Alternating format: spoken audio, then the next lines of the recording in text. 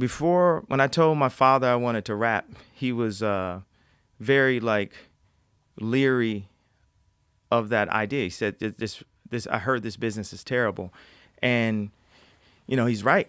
Like, people are all seeing things that are wrong inside of contracts, turning blind eyes to it, and everyone's responsible. Everyone's a part of it.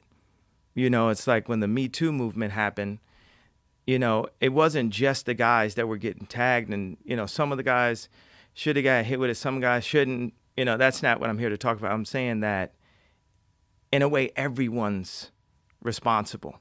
Everyone's a part of the problem. That's why I really love that Black Mirror episode when, everyone was making comments, and anyone that even made a comment, the bees, it was about these, mechanical bees. Anyone, and this is a spoiler alert if you haven't seen this episode, but anyone who made a comment, the bees came to go get them.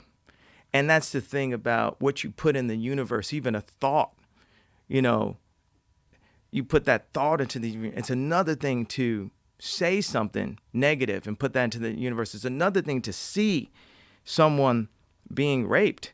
That's the reason why I compare what's happening in the music industry to Me Too, because artists are raped. You've heard that term before. Mm-hmm. This is not like a new thing that I'm making up. The contracts are made to rape the artist. And, I put I think about, this is like a thought right now. It's like, is this a negative thought that I'm putting into the universe? But I have to say, like, when I was going on Twitter, I was thinking about Bruce and Brandon Lee. That crossed my mind to say, this is Sony. This is Universal. And I'm willing to put the blue paint on my face and go out and do this because it's the right thing to do. Y'all been asking for me to break down Kanye clips. Took me a little bit, but I'm here with it. For a while, I've been calling myself the Kanye Whisperer. It's like kind of a private thing. I've always felt like I know what the fuck he's saying, even though if he's not saying it for a way for y'all to understand, but I got y'all.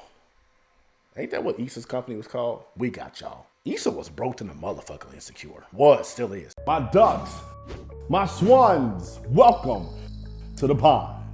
My name is Dorian from Group82Music.com, and right here we got Kanye saying the contracts at record labels are made to rape the artists. There's a lot of things about this Joe Rogan Kanye interview that I love. One is that you can see how self-aware Kanye is of his public perception. He gave disclaimers about every single thing he was saying that could be deemed controversial because he's been getting hit with it so much. And I think you have to really appreciate that about his character. This man has been famous for almost 20 years now. And his fame has been something that most people will never, ever experience. Even the most famous people won't experience what he's experienced. And because of that, he is still able to navigate and have a conversation while thinking how his brain thinks, kind of sporadic, but it's still on topic, and understand how the audience is going to receive it. It's the reason that he's such a good producer, a good artist, because he knows how we're going to receive the music.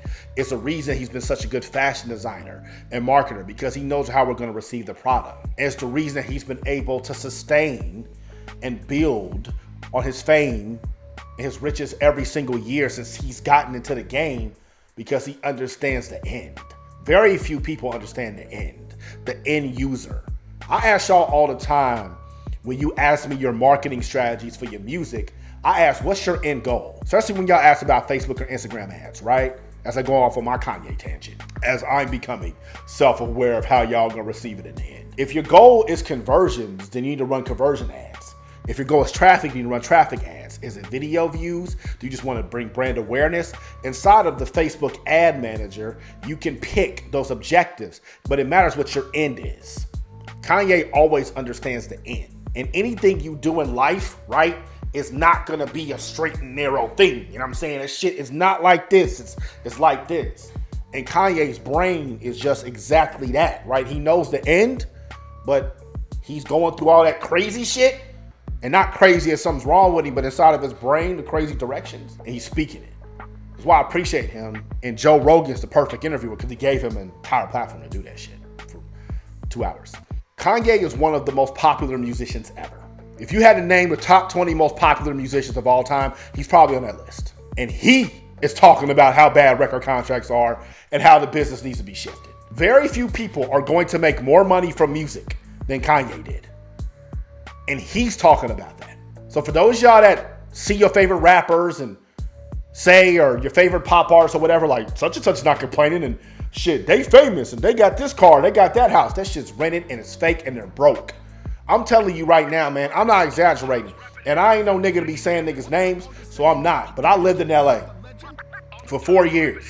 And when you live in LA, you see people all the time. You see famous people, celebrities all the time.